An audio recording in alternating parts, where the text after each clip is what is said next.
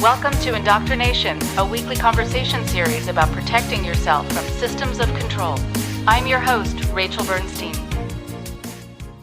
Hi, everyone. I wanted just to thank our listeners in Australia and Hong Kong, Finland, Ukraine, and Iceland. There is something so nice to know that this resonates with people all over the world. And of course, a thank you to all of our listeners all over. Again, this is very, very exciting. And again, sending out our good wishes and our strength and support to the people of Ukraine during this time and all around the world where there are issues taking place where people's rights are being either taken away or their safety is being compromised. And we offer our support.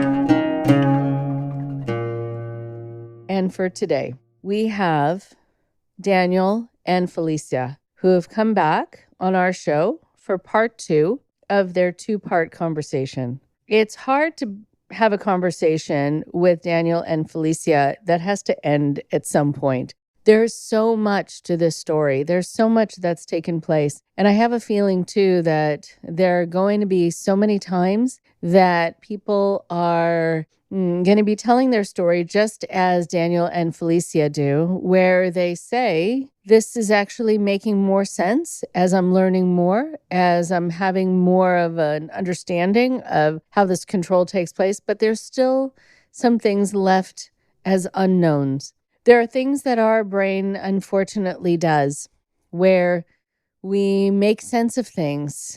We make sense of the things that don't make sense. We do so much of the work for so many of the cult leaders who present us with situations that would blow people's minds, that don't make the least bit of sense and are maddening in how much they don't make sense. But we will often put together the disparate parts, the parts that don't come together, just so we don't have cognitive dissonance, just so it's not left as an unfinished puzzle in our heads, and we can then sleep that night. There's so much about what has happened with Daniel and with Felicia, where when they think back on it, they think, what? How is that was possible? And that was our lives for so long. And how is it that it made sense at the time? We'll talk more about that after their interview is done. And if you missed the first episode, you may want to go back and listen. This story builds on itself. I'm excited to share the second half of this very moving and insightful conversation with Daniel and Felicia with you today. Here they are now.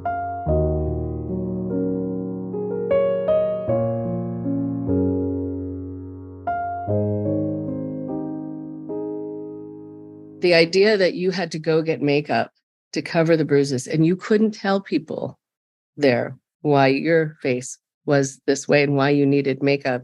This dual existence sure was very hard. And it's like with Daniel just going to class and just doing things, just functioning somehow, knowing all this other stuff is going on that no one knows about. It's hard to have these two lives happening simultaneously. And what was it like for you, Felicia? Were there times you wanted to tell people what was going on? Absolutely. I sounded ridiculous because he gave me a story. You know, he sent me prepared. He's like, this is what you're going to tell people if they see your face. And it was a horrible story. It was something about me tripping over some wire and I hit some welding equipment. And it just so happened like that I fell on like the side of my face. And I did tell it because I was just so afraid. And I could tell that they didn't believe me. They were just like, you know, these were makeup artists. Like, they're worldly people. They know better when they see bruises. I did want to say something, but what was going to happen after I said something? Then what happened? I say something, then what happens? What are they going to do? Can they do anything? Or like, if I go back and tell him that I told them, then he's going to beat me more. So I just felt totally trapped. I mean, I could have said something, but I didn't have the wherewithal because of the situation that I was in to even consider that, like, that I was worth it to anybody else to care, for anybody else to care enough to do something about what was happening to me. Like, he made me feel worthless and useless. So then no one was going to care that I was getting beaten. That's how I felt. And then the other thing I wanted to say, actually, about you mentioned about the duality of the experience. I think that's a huge reason why I regressed. Like, during a lot of that time, like those years between the apartment and New Jersey, and when we finally got evicted, when I got to New York and then when we got to New Jersey, it's just one big block of time. I can tell you things happened, but I can't tell you it happened this year or around this time. So it's just really flashes. And like, I definitely regressed. I couldn't have conversations with anybody. I wasn't intelligible. I know that much. I remember little bits of me just walking around mumbling to myself or like singing songs. And like, I was just not present. That was how I coped, like escaping. Right. And also talking to your family, if that were to happen, and then you couldn't tell them, and you might be wondering, did you bring this on? And the dual relationship you have to play with your loved ones. It's one of the hardest. Right. And he isolated me from them. So I couldn't say anything from them. They were trying to kill me. Santos and Yalitza were trying to poison me. My parents were behind the whole plot. Everyone was getting paid to have me, Larry, and Talia and Isabella killed. I mean, it's absolutely absurd, when I say it now, but the state that he had us in, or at least I'm going to speak for myself, the state that he had me in, I was so terrified of what he was going to do to me and everyone else. And I was like, okay, like whatever you say, Larry. Right. And I want to ask Daniel about this. And I just want to say that one of the things that's most controlling as a means of control is fear. When someone can convince you that the people who you really can trust the most are the people you can trust the least, then you're going to lean on the person who you think is protecting you from them, and you're going to need them more. And that happens over and over again. And so often people's histories are rewritten in these groups so that you do think people are up to things, and they've always been somehow. And thank goodness you're now being protected from them by this person who is your perpetrator. I mean, it really is, head spinning. No wonder you were mumbling to yourself and singing to yourself. I mean, you had to go far away in your brain, I think, to survive. Daniel, what are your thoughts about this? Yeah, I mean, certainly for me, fear was a huge element. I think once someone makes it clear that they're going to punish you with physical violence for doing something wrong, but your ability to actually figure out what it means to do something wrong is taken away from you. It felt to me like being in a maze where the walls are invisible and also electrified. So it's like you think you can kind of navigate, but you're constantly just walking into an electric fence. And then I guess, that feeling of sort of living in two worlds really resonates with me. And it was really weird the ways that continued after I left, and obviously with less, I wasn't going home to Larry. So it's very different. I don't want to be equating them, but a very weird experience for my brain to be kind of supposedly moving forward with my life, forming new relationships, all these things, but having this whole formative experience that I had not processed and had not integrated, that I was just not sharing or talking about. And I think that, when I was first contacted by the reporters who broke the story, and I was the first survivor that they talked to, they were going to tell the story wrong. All they had come across was the sort of blackmail that Larry had put out on the internet about our friend Claudia.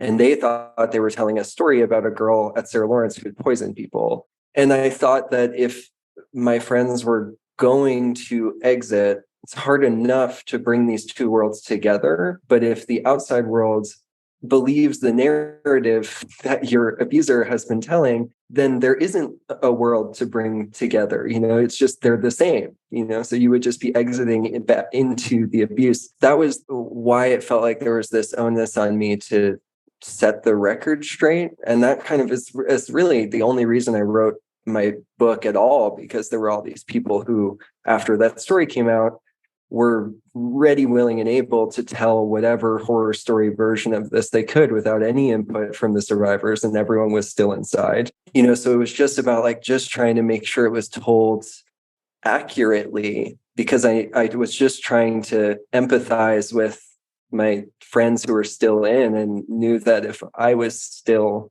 in Larry's grasp, and then the whole world was looking at this as this like inaccurate horror version that, he fed obviously off of conspiracy and paranoia. So it's like any little inaccuracy would help bolster his version of events. It just had to be told right. And so that's kind of how we get to now in this documentary and everything.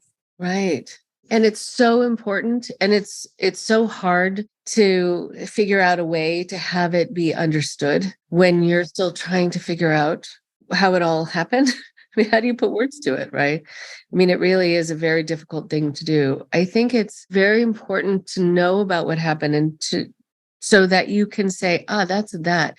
That's not me. It's that. It's that technique. It's that progression of techniques. And it's the isolation along with those techniques. And it's a lot of things that were orchestrated. It's like this well-oiled machine that you just happen to get into. And that there are people out there who have these skills or this disorder that makes it possible. I wonder also just about it being on a college campus, that here, the irony for a lot of people, I will often encourage people who've come out of these situations to take classes, to go to school, to learn to question again, that it's okay to disagree, that you can voice something in front of people and not have to worry, but to have it be concurrent, that this is happening while you're in class, while you're trying to expand your mind, or you're on a college campus with people who are just learning, and you have this huge secret. I can only imagine what that was like. And Daniel, you went to your graduation ceremony. I was so struck by this scene where there was such a disconnection because they just didn't know. And they're talking about college being this great achievement and this wonderful thing. And, you can walk in like the walking wounded, and they just had no idea. So what was that like for you to just have them, the powers that be just did not know? Well, first of all, I want to say that in the time after I left became, for me, highly strategic. For me, that graduation ceremony was about walking this tightrope between keeping my family satisfied and not really digging into what had happened too much, because I just wasn't ready to deal with it. So I was going to go to graduation, but I also knew that there was a pretty good shot that Talia might be there, which meant that Larry might be there. And so having to think about, and I'm going to have to go on stage. And so I will be like there. And is it possible for me to do that and then make sure that I kind of disappear into a group of people who, are new friends I've made who don't know anything about this, so that I can't really be approached? Is there a way I can exit from the tent as quickly as possible and get without them following me? Or is it better, so everything for me ran through this filter of how can I both keep the world from really knowing what happened, because that would represent maybe me going against Larry and then him being more incentivized to come after me, and just avoid contact in any way, because the fear was, I had this, what felt like a very real fear of like the car that I knew Larry had access to pulling up and me being kind of like pulled in, or, and gone again. Right. Oh my goodness. Okay. So then back to you, Felicia. I'm curious about you getting to this place of needing to trust your mind again. Everyone in the group needs to do that. Everyone in every group needs to do that. Everyone in every relationship like that needs to do that. I'm specifically asking you, though, because I know that that's something that once people see the documentary, they're going to hope that you, Daniel, have a good life and you're never going to be mistreated that way again. And that you and your family get to spend as much time as you decide you want to spend with them again. No one's going to get in the way, and you get to have healthy relationships and a good career, etc. And I think for you, Felice, that people are going to hope that you're all right and that you've been able to get back on track, but you've been able to gift yourself again with trusting you. And I know that takes some doing. And so how's that been for you? Just getting that sense that you have some control over your own sense of things, over taking in the evidence of your senses and trusting it and all of that. What's that been like for you? It's like I was born again, in the sense that like life was so dark and so sad and bleak with Larry that I didn't hope for, I did hope for better, but I didn't expect it anymore. And it was just going to be this horribleness, every day for the rest of my life. And then once I was able to finally break free, it felt like the sun was brighter. I could hear the birds chirping, like the water was so clean and clear and delicious. Everything just turned from like black and white to color. The world just like came back alive for me. And a huge part of that process was really, sharing my story and sharing what was happening with me and sharing my thoughts, real time and being vulnerable, and just letting myself just be and exist and question. And the answers came. The answers came. So sharing my story was really like a huge part of how I was able to trust myself again, because there's something about saying it out loud that just makes those thoughts more real. And it's like, wait a minute, did I really know Bernard Kerik? Like in my mind for years, Larry said that I did.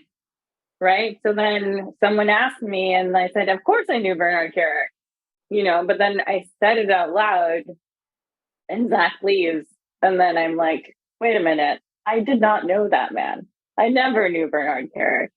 So that was really that whole process of talking to him, doing the interviews, and then having the time alone to reflect on what I had just talked about was huge. Like it brought me back to reality.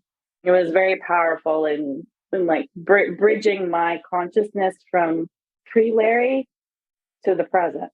Right. I want to say about believing that something was true that wasn't true. It is something that is possible for all of us to do. There was a book a couple decades ago called The Courage to Heal, which I think for a lot of people helped people know that it really can be talked about if you're abused or sexually abused in a family system, etc. The problem with it was that it said that if you have any memories, any block of time that you can't remember, those are repressed memories, and it means something absolutely happened to you. So that's not necessarily true. So a lot of people were getting accused of things, family members, etc., things that happen, and therapists were jumping on that bandwagon and saying yes, because now they had sort of an answer to the question of how come I can't remember? Oh, that's because this. Our memories are so malleable, and we also want to please. And we want to get out of a sticky situation where we can tell that someone's unhappy with us if we seem to not remember the way they want us to remember it and not remember it as a fact. But when you spend time away, exactly this thing happens. The spell of it starts to be broken. And you say, oh, actually, no. I believed it at the time. And I also knew I had to believe it at the time, because then it made everything else make sense. And it made this person not angry with me. Right. But, it's hard to get back into what is and what isn't and what happened and what didn't. But once you start to put it all together, yes, you can start to feel like you can see again and you can breathe again. And I'm wondering, Daniel, for you, was that something that was talked about, sort of how you should feel about your past or your family or, people you could trust or not trust? I think for all of us, Larry was really motivated to try to get us to dig into exactly what you described. Any period of time, if you had trouble recalling something, he would, sort of dig his crowbar into that and try to pull out that, well, if you can't remember, is it possible that this person came into your room when you were young? What sort of shape, or could it have been your brother, And you're like, maybe it does kind of feel like that figure is my brother, and just trying to walk you step by step through, did this person touch you? And once you started to acknowledge the possibility, it was like that was enough. And then, of course, it's the combination of it kept him from being mad at you.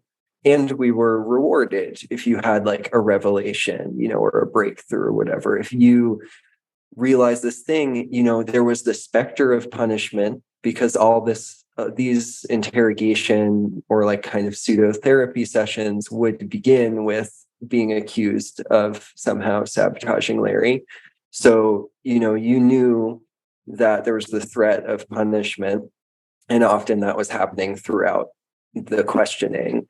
But then it was like everything would be relieved once you would say the right thing. And at a certain point, and you can, I think, really see this in the footage in the documentary, you're probing for just trying to figure out what is it that he wants to hear, because I will tell him whatever it is. And then for all of your friends, they're watching this happen and they see you say, yes, I did this, or yes, I can remember, of course, I did this thing. And you're like fully fabricating things. But for them, it looks, they don't know the internal process that's happening, even though they've experienced it themselves. So it's this self-reinforcing system. So insidious. Right. Oh, it is so insidious. To play with someone's mind, too, is really one of the most cruel things that you can do. That's the evil mastermind sociopathic part. I mean, just knowingly driving someone mad. And it's all done under the guise of help. Like, that's what makes it even more like vile, that he was claiming to be helping everyone when in fact he was just, out to hurt. Right. Yes. And Daniel, you were going to say. Oh, I just wanted to add, as far as thinking about kind of life afterwards, and I think it ties in with this. Larry convinced me from the beginning that any experience of feeling sad or uncomfortable or like angst, like these were all really serious and bad and unusual problems. And he proposed kind of a future where you could essentially be happy all the time, which is kind of what I wanted from when I was really young. I always was like, why do I feel this way? I want to be happy. And I think that a lot of people, when they hear this story, they desire like a really simple narrative conclusion where it's like, and now we're happy forever. And I just feel like it's important to say, like, I have clinical depression. Like, so does my dad, who avoided mentioning that to me for most of my life. My grandma, his mom, killed herself, because she was living in a time when like no one was talking about that, especially for a woman who's a single mother, whatever. And like, I embrace that that's part of my experience, and I feel like it's just so important to be like, I feel so much joy, and I love, like, I have so many wonderful friends, and I get to do all these amazing things. And I've had my heart broken 2 times since I left, and like, that's part of living too. And all of that's like awesome. And I'm so happy I get to have all of those experiences, and they're part of like being a person, but Larry tried to demonize anything that was uncomfortable. I mean, I'm just so happy for Daniel that you are in that place where, you've had all, like, the breadth and depth of the human experience at this point. And that's beautiful. Like, that is being human. That is being a person. And it's horrible that Larry made all of us think that feeling anything but, quote, happiness was a bad thing. Like, it's nothing. It's not bad. It's not good. It just is. And it's part of life. So I'm just really happy for you that you're in that place with it. Yeah, it's also worth tying this back to part of his ideology as well. I am so mad at stoicism now. And for me, the ways that this is tied into like masculinity, but this idea that you could just choose not to feel bad, and so then he'd be hurting you and he'd be like, but you get to decide. This is just happening. You get to decide if it's good or bad. So you're deciding it's bad. Just stop deciding that. It's like, so you're not allowed to have feelings. You're definitely not allowed to have your own feelings. No, definitely not. And I mean, and I think as far for me, I haven't had my heart broken again yet, because I'm still on the mend, or, I'm not there yet. But I have had highs and lows and sadness, and especially with the pandemic, like we just went through this horrific shared trauma. And, I had a lot of family members pass away. I had to deal with a lot of hardship after I walked away from all of that. And it wasn't easy. And I was, I definitely cried and was sad and angry and frustrated. But baseline, I am grateful and happy to be alive and to be free, that I can come and go as I please from where I live. I have a key to my apartment. Only I have the key. I can open the refrigerator if I want to. I can go to the drugstore and get some chocolate. I can take the longest shower that I want. I can do all those things. And for that, I am grateful. And that makes me happy. I appreciate everything else so much for that. Beautiful thing. And it's true. I mean, I think people don't realize how much of your life was like being a POW, and you didn't have basic freedom. You couldn't do anything without getting permission. Everything's given over to somebody else, even how you're supposed to think and feel. And taking that all back, yes, it is the simple pleasures that are so meaningful. And for people who will be watching the documentary, such that they'll understand the reference of accessing the refrigerator and going to the bathroom. What I think is really amazing too, just about feeling, is that you should be able to access all of your emotions, the spectrum of them. And when you have someone telling you you can't or you shouldn't, you don't really learn how to master it, how to be okay with it, how to accept it. You learn to somehow ignore it or be afraid of it. What I've found, even if, you have someone who's really domineering and really manipulative, usually the person who wants to control you needs to demonize the feelings that are probably the strongest within you, that are the most natural within you, that you could then use to have as a signifier about that something's wrong here. It's usually anger that you're not supposed to have, or sadness. And I think sometimes people who are running these things just don't want to have to care about your sadness. So they need for you to not have it, but they really don't want to deal with your anger, and they really will disarm you so that you don't have it. But all of those feelings are what make you you. And I like the way you said it, Daniel, that you've had your heart broken, and that's okay. It's about being alive. And you've learned how to make your way through that and not be afraid of it. And the person in charge also is the one who usually has the least amount of ability of handling things of anyone in the room.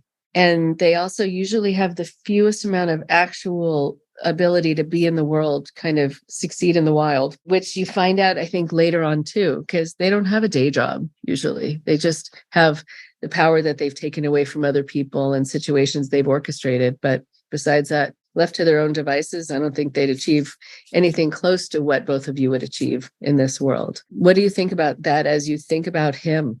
The whole apartment and what he did to us was a projection of his own English onto us. And each of us were like a piece of him that he was trying to control or deal with or repress. Daniel, you with sexuality, me with my career. I mean, you would not believe how many times he talked about how much he wanted to be a doctor. So he hated me for it because I was actually a doctor. What's difficult, which, I didn't know him beforehand, but I think this part makes what he did more vile. He managed to have a wife and 2 children, and he worked on Wall Street. He obviously made a lot of money somehow, had a huge house in New Jersey, had all of these influential friends, had this life. I mean, I don't know how, quote, functional he was in that.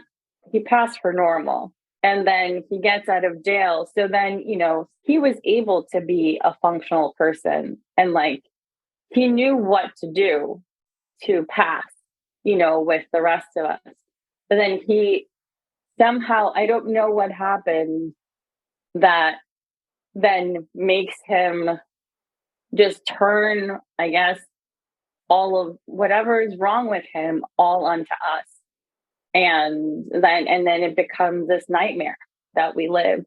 It didn't make sense. And it's not like he wasn't, he had proven himself to be competent and capable to make money, be successful out in the world as a quote normal person.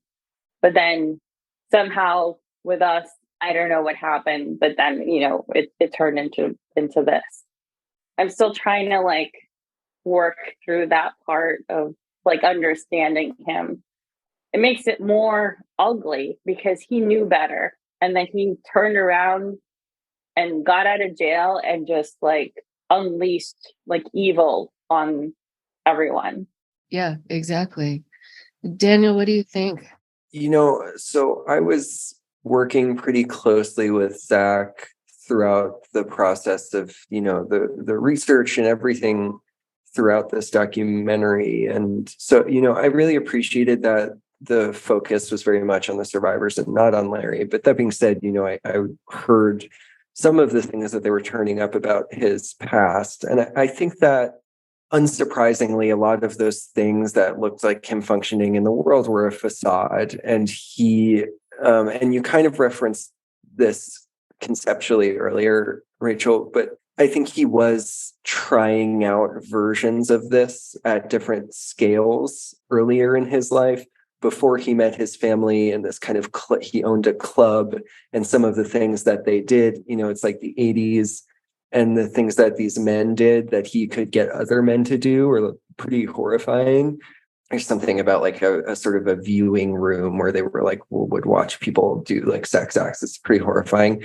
And then with his family, when they had the house in New Jersey, and his wife and his kid and his wife's family, I think he was enacting some pretty horrible sexual violence on them. And I wonder, this is where we get beyond my expertise, but his ability to manage a seemingly normal life, it would keep crumbling. He would keep like failing in big ways, so he ended up in prison, or he'd get caught for something, or he would lose all his money or whatever. And especially it seems like when his wife left him, I just wonder if you're this kind of delusional, malignant narcissist, and you've constructed this worldview that you need in order to maintain your sense of self, when the people that you've manipulated call you out, I have to think that really is quite difficult to incorporate. And I feel like we've seen him sort of degrade a lot over time. And I think that process was even sort of starting before we ever met him. And so we encountered a version of Larry that was just more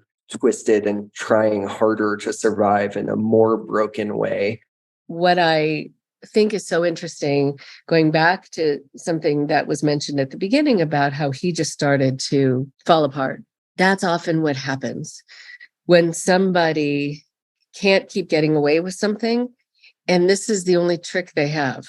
They can't really do a lot else with the same level of success. It's hard to call it success, but in their minds, it's success, really torturing people, But there is something about that when they start to see that they're slipping, that where they don't have enough to catch themselves before they just start fragmenting and really falling apart. They'll sometimes get more paranoid. They'll sometimes get more militaristic. They'll sometimes stop making sense. They'll contradict themselves. They're just trying to hold it together and seeing what they can use that might still work. And you see this franticness that comes over them because they really are scared. This is not for anyone to feel sorry for them, because when someone is this way in the world and they know they're harming people, what is their job is to say, I have this disorder and I seem to drive people crazy and I enjoy it. I think I need help with this. So if they're not able or willing to do that, I don't feel sorry for them at all when they start falling apart. And it also just means that they won't have the ability to do this as much in such a fine-tuned way.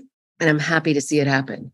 It happened with Jim Jones of Jonestown, too. He just started getting more and more paranoid and more militaristic and stopped really making sense and became an addict. And so you see that this power becomes a poison in a lot of people's systems, just like it was a poison in yours while you were with it. And they do start to fall apart.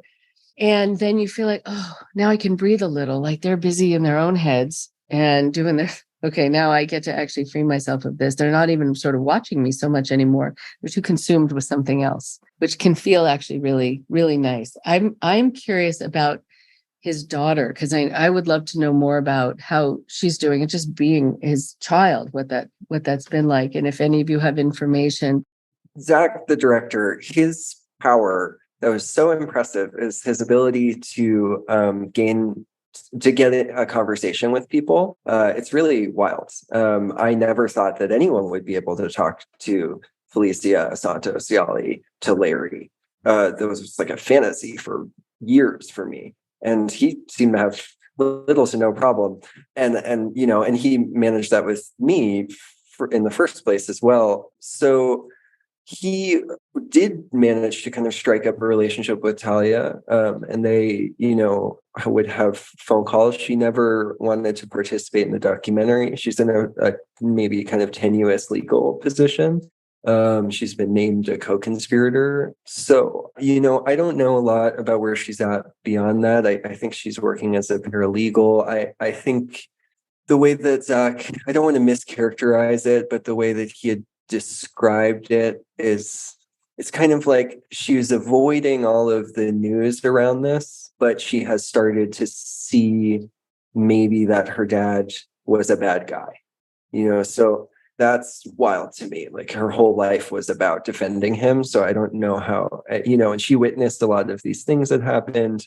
But yeah, so I don't know how you integrate and reconcile in her position, not to mention that she's been exposed to someone like Larry since she was born. So, I don't know. Yeah.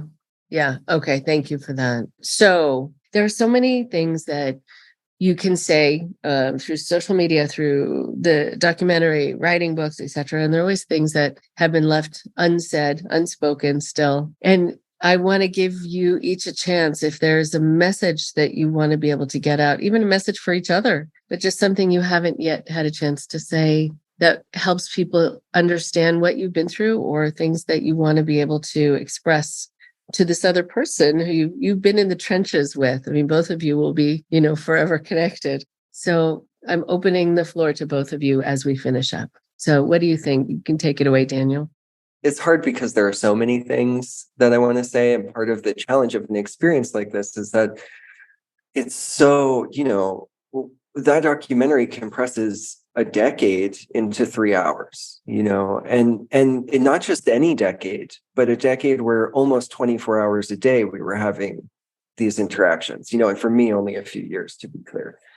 So, a lot of time and then really complex psychological experience. I will say the thing that is hard for me to get across, but feels really important, is I want to be having this conversation about an experience like we had of coercive control with a malignant narcissist, alongside conversations about, you said that you worked with survivors of domestic violence. I think of, as I mentioned, like having like an abusive boss. Like I want to be having this sort of larger conversation about power, and how vulnerable we are to authority. And I look back on this experience and of course fantasize about, I wish we'd been able to turn to each other and say, like, do you feel like this isn't okay? And of course that was impossible. And I don't feel any shame about not having been able to do that given the circumstances. But I hope that people, across the rainbow of exploitative circumstances that exist out there, if possible, like, feel empowered to turn to the person next to you if it's safe. Like if you're in like a workplace where you're being abused, it's like we have to apply the principle of like unionization to all fields, including like families, like everywhere. Right. The idea of power. One of the things that is taken away so often when someone wants to have power over you is one of your constitutional rights, freedom of speech. Because talking is very powerful. And there is something very worrisome to people who are trying to control you when you get to share notes with other people. And then you might also combine forces and combine your power, which is very threatening. A lot of the people I work with also have been in some of these awful teen treatment residential centers or forced conversion centers. You were not allowed to talk to each other. And there was a reason for that, because you couldn't conspire then. And you couldn't say, is this happening to you too? And not feel alone with it, etc. So I think piercing the isolation, piercing the silence is something so terrifying for people because they know what they're going to get. But still, you need to unite with the people around you with your information. And there are a lot of people too in like religious organizations where, or in other cults where people are spying on you and they get kudos for ratting you out. So you go to talk to someone thinking you're opening up and you can trust them, and you can't, because that's how they are surviving, by funneling your information up the, channels. And then also for people where people are afraid of people talking, usually a leader or a controller, someone's trying to take your power away, will defame you to other people that you're not trustworthy, you're a pathological liar, don't believe you. The teen treatment places also say that about, they tell the parents that their teens are pathological liars that don't believe it. And so that's one of the signs to me of an unhealthy group, unhealthy relationship, unhealthy, or a cult in general, when you're not allowed to talk, when it's not safe to talk, or when people try to get to people first and say, don't believe this person. There has to be a reason. It's so diagnostic. So I think you're onto something, Daniel. We can talk more about this if you want to expand on. I'm happy to work with you on this, because I see it all the time in so many different ways, but it's always the same theme of disempowerment through a lack of communication. And also calling, like, someone's privacy is now secrecy. It's giving it a negative connotation. So you're doing something wrong, etc. Very interesting. What do you think, Felicia? I totally agree with Daniel. The whole issue of power dynamics, it's really what it boils down to. It doesn't matter what we call it. If we call it a cult, coercive control, undue influence, at the end of the day, it's somebody telling you, like, getting you to do something you don't want to do. And that happens all the time. Like, we make concessions all the time, like all day as we're going through life. Some of those concessions are less dangerous than others. And we have to be, I think being very self-aware and being willing to question your own thoughts and being able to do that introspection. Oh, and also, it's okay to be wrong. It's okay to change your mind. It's okay to take a wrong turn and realize you're on the wrong road and turn the car around and get back on the road. Like, there's no shame in realizing that you made a mistake and correcting it. And that's where so much of what, their power lies, where, they hold you in shame, embarrassment, guilt. And then you're caught and you're like, well, I'm too embarrassed to go tell somebody that this happened to me because I said this never would happen to me. It's okay. We're human. We will fail. We all fail. But the point is that we keep trying. Like, we fail, but we keep trying. The point is to just keep at it. Like, no one can stop you. Only you stop you. The idea of making a mistake, a lot of people feel very anxious about making any decision because making a mistake is not okay. It's so panic inducing because you're going to be given crap forever and it's going to be remembered. And you're then going to be that person who made that mistake. Like, oh my God, you like constantly dig yourself out of some hole. But that idea, like, really, like, how come he couldn't let it go? It's because he needed material he could keep using over and over again. And it really wasn't anything. Right. It wasn't anything of substance. Right. And so you make a mistake. That's how you learn. Exactly. It means you're a human being. The person who couldn't tolerate being called on to having made a mistake is him. Because I'm sure he never said, oh, you're right, I'm so sorry. No. Yeah, it was so extreme for me after the fear of making mistakes and to the degree that it became really hard to speak, to be in a social situation and to start saying anything. But especially, I couldn't say something without knowing the end of the sentence. I wasn't free enough to make a mistake in casual conversation and to be free to kind of like improvise and that's how you exist and like get to discover yourself, is by having people that you feel safe enough with that you can just kind of like play, I guess, and it was just so hard, not to mention like having a job and making a mistake and being like, why am I breaking out into a full body sweat and not telling anyone and trying to fix the mistake before anyone finds out, and like, Right. And then you get out in the world and you realize that it's not like that people do make mistakes, and you just deal with it and you move on. Right. And so here he says he's preparing you for the world, but no, just his world, not the world. It's such an important distinction. You just don't have the luxury to know it at the time. If you do make a mistake and someone just berates you endlessly for it, you can turn to them and say, like, what is your problem? Yeah. Really? Like, are you almost done having your little tantrum about that? Can we move on? Like, that's their issue, not yours. So, and there was someone who I worked with for many years who was so afraid of running into the person who was running that little group that they were in. And they still lived in the town. So they were accosted by them and were berated. And they knew that they weren't afraid of them anymore when the person just was like in their face and spitting in their face. And when they finished, this person who was my client said, "Are you about done?" Yes. And then the person was shocked and he said, "You feel better now?"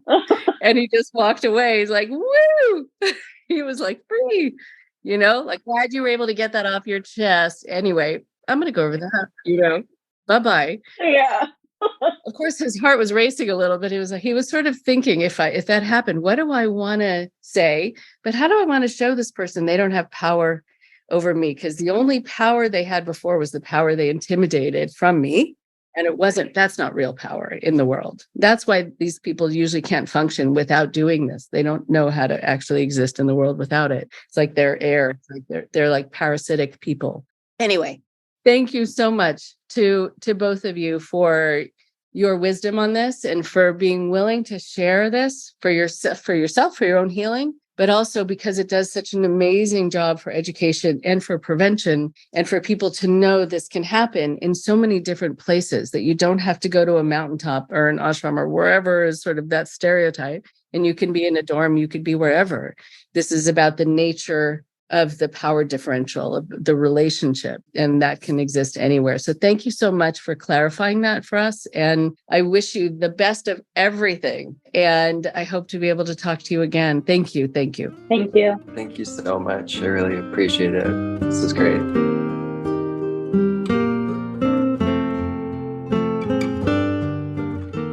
One more thing before you go.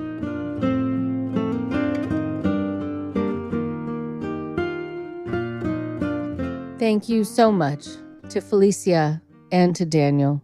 Thank you for your openness. Thank you for wanting to come on camera and sharing with the audience about what happened to you. It's not at all an easy thing to do. I give you so much credit. It's a very hard thing also when you are bright, when you are capable, when you're accomplished, to say something happened to me that I didn't see happening. Something happened to me. It was like a runaway train. I couldn't get off. And I'm still trying to understand what happened. And I'm still trying to understand why I went along with it. That's usually the big question of the hour. And so I think so much of that goes to how we define going along with it. Because sometimes when you are made to feel that you really don't have a choice, that this is the only way for you to be able to achieve the goals that you've been told you're going to be able to achieve and only achieve through someone like Larry Ray.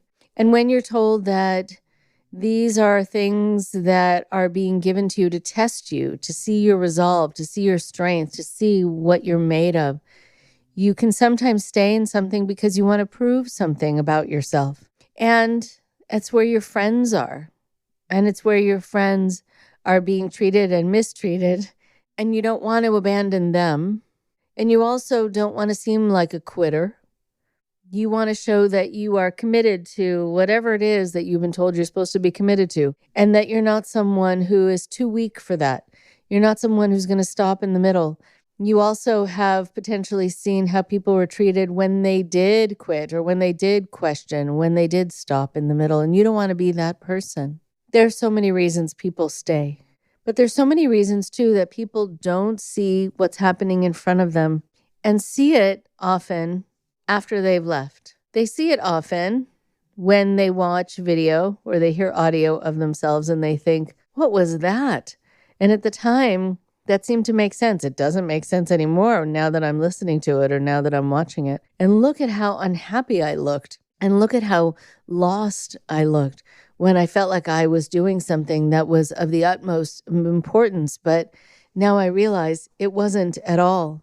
And look how cruel the leader was. I mean, that comes through when people listen to themselves during that time, when they watch video. They can see something that we talked about first time, which was about how human beings are being treated like sport. One of the things that is really very telling when I deal with a lot of people who have left things like this is that they're often made to feel like this leader in this situation, Larry Ray, is giving them a chance to have something that they could have never had before, is giving them a chance to be something they couldn't have had before.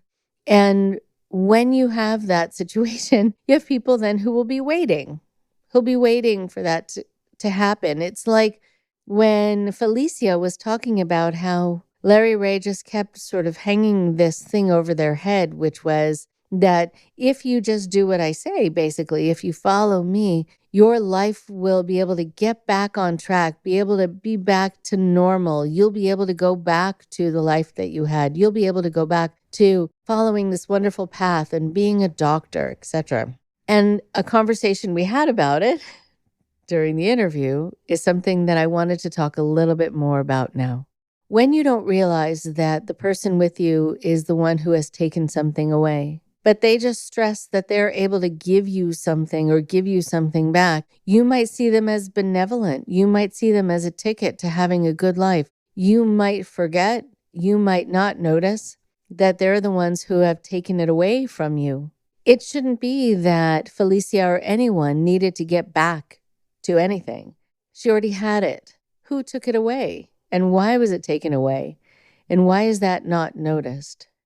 Part of the reason that it's not noticed is that you are made to feel by a controller, usually, that you are making choices for every step of the way, all along the way. So somehow, she probably was made to feel that she chose to give up her path and her life for a period of time. And then, because it was, quote unquote, her decision, even though it wasn't, but she was made to feel it was, then someone, the savior in this situation, Larry Ray, can come in and say, I know a way to help you get that back. If he were truly honest, he would say, I'm the one who took it away from you and convinced you that it was your choice. And now I'm going to offer it back to you like breadcrumbs along a path that you have to follow so that you can get all that back. All that back that you never knew you were giving away. All that back that you never knew I was taking away and no one had the right to take away. When I think about Daniel also talking about his self-esteem, about being a strong person, about being someone who felt capable, and suddenly he wasn't able to make a decision on his own. He wasn't able to feel confident without checking in with Larry Ray. He was feeling also like somehow it was okay to be treated a certain way, to be mistreated a certain way, because it was going to be for his benefit. Where did his life go?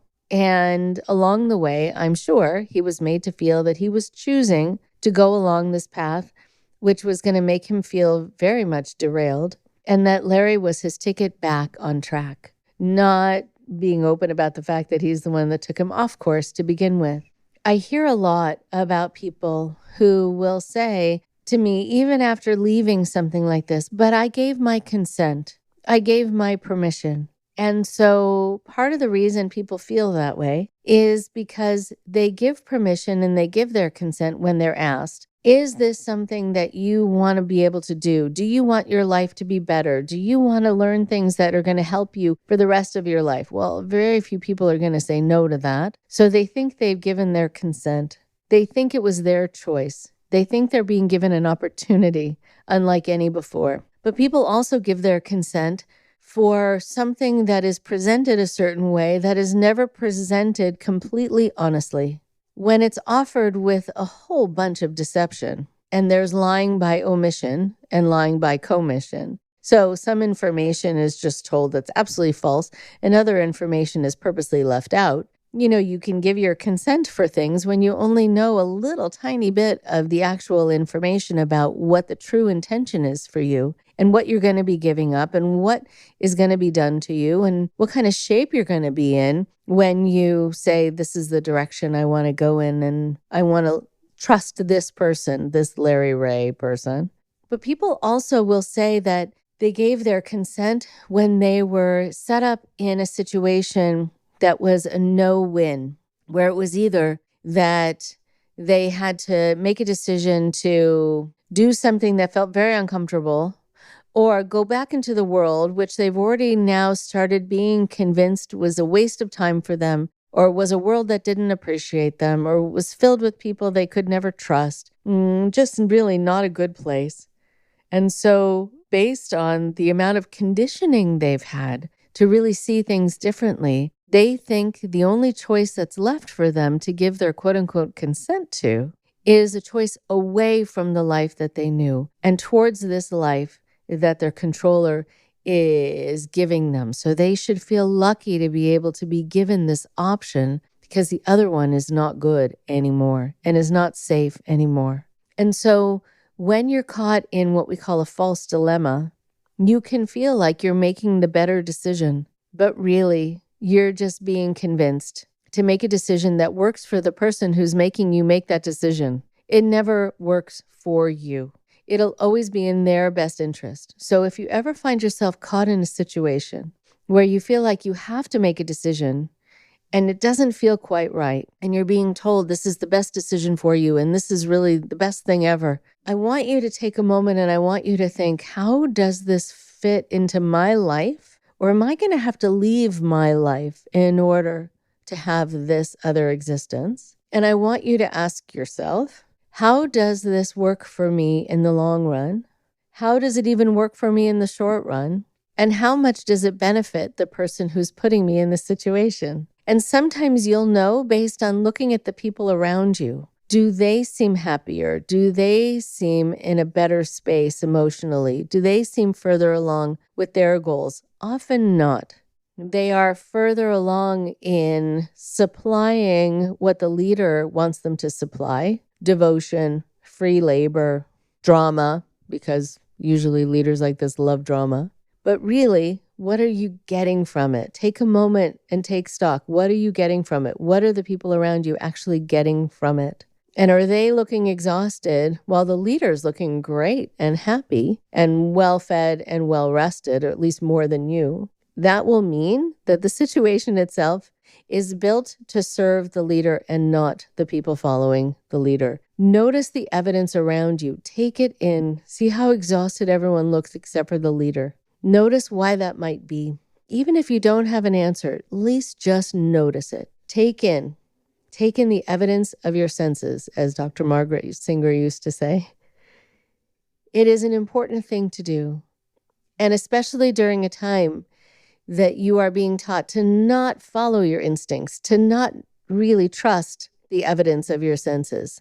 Still know that that moment of just wondering is worthy enough for you to write that down. Even if you're not trusting yourself anymore, notice something, write it down. That's very often going to be your inner guide, your inner voice that's speaking to you. And it's trying very hard to be heard over the voice of the leader. It gets very dim at times, but know that it talks to you much more accurately than the person who is trying to control your life.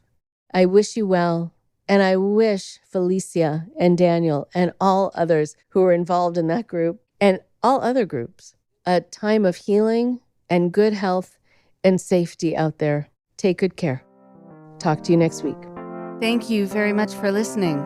Please support IndoctriNation on Patreon at patreon.com/indoctrination.